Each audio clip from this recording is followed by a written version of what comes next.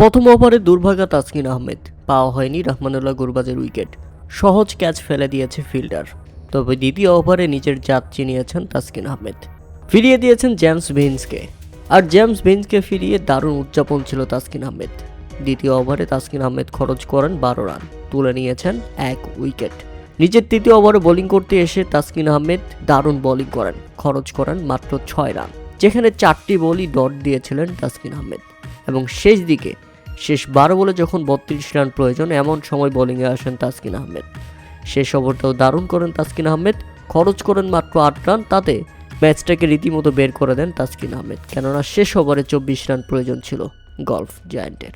এবং এই ম্যাচে দুর্দান্ত জয় তুলে নিয়েছে তাসকিন আহমেদের Sharjah warriors. Taskin Ahmed 2 match খেলেছেন, আর 2 ম্যাচেই ব্যাক টু ব্যাক জয় পেল শারজা ওয়ারিয়ার্স।